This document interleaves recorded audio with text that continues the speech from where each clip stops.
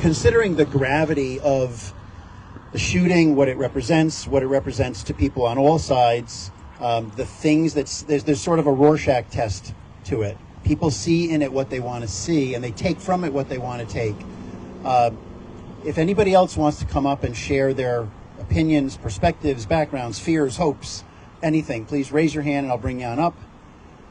And if not, I totally understand. I just wanted to quickly come up here and share some words echoing things I have said previously when situations like this have happened. No country that I want to live in has politics driven by violence. There is no way to build a loving community on violence. And in that way, I can't really feel anything right now except fear. Fear and another sign that our country's becoming a very dangerous and violent place.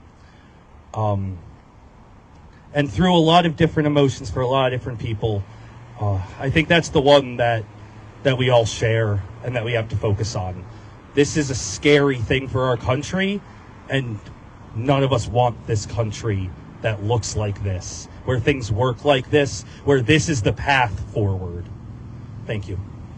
So, haven't spoken in a while, but I did want to just say, just having spoken with my son a short time ago before I came here, after going to our Catholic service, it is a scary time, but I'd like to have put in a little bit of hope. It was what our priest was talking about this morning, and hope being not just, okay, Barack Obama, hopey changey, which was a kind of a joke kind of thing at the time, but more about something where you believe that something better is going to happen, whether it has any religious connotations or other than that. In our church, it was about, if you have hope, that means it kind of can mean different things to different people. Certainly in the context when I was in masses, it was kind of revolving around Jesus and what he might have meant by hope. And it basically came down to, do you believe that better things can happen? That hope can mean that something good can come of something maybe not so good. But if you pray for it and hope for it, work toward it, it can be there. And that was it. I was around at the time of Kent State. We had the politics of Vietnam, and after Kent State, we went on strike, and they finally listened to the youth, and that's what we have to do now, is listen to the youth. Thank you.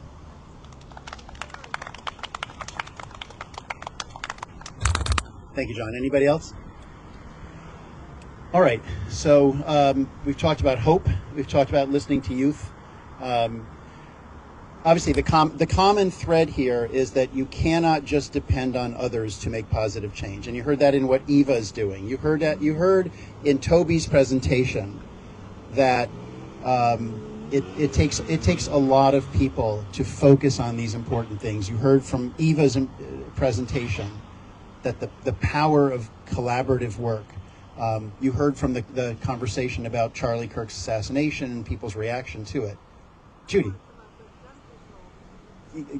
mentions gun control. Yeah, I mean, it wouldn't have surprised me if somebody came up and talked about guns. I think it's some of this is pretty easy. What do I think of violence? I'm against it. What do I think of gun violence? I'm against it. What do I think of political violence? I'm against it. What do I think of free speech? I'm for it. What do I think of when people exercise that free speech to say black people are bad, gay people are bad, women should obey men? I oppose that vigorously. But I make it really clear to people, you want to come up here and talk about that? Come up here and talk about that. I'm then going to tell you I disagree with everything, but I'm really glad you came here to say that. So to the extent that there are people out there who are who are saying things in this world. We need to say things. If we keep things to ourselves, we don't know what's going on. I am glad that if there are people out there with hateful things to say, I'm glad that they are saying it so that we can understand how important it is not to just let them say it or think it, but it's important for us to be louder with the love than they are with the hate. So someone said, Christine, you'll know, who said hope is the thing with feathers? Emily Dickinson? Someone, Janet? Someone said hope is the thing with feathers. And as Jackie talked about with hope, hope alone isn't enough. Hope has feathers. Hope can fly, but it doesn't fly on its own. We all need to do our parts. And as you can imagine, the kinds of things that have been happening in this country over the last several years and might happen over the next several days and weeks and months and years, it's really important for groups like Justice Southbury to be on corners like this one, consistently saying, whether it's a left politician that's murdered, or a right politician that's murdered, or a baby in a school, or a prayer in a church, or a shopper in a grocery store, or a dancer in a gay bar. The next time these things happen, because they all will happen, and as the voices of hatred on both sides, kind of, but as these voices are raised in hatred, we need to continue to raise our voices and raise our hands and be here and be in places like this consistently, because hope may have feathers, but it needs a little help, and we all can do our part to help.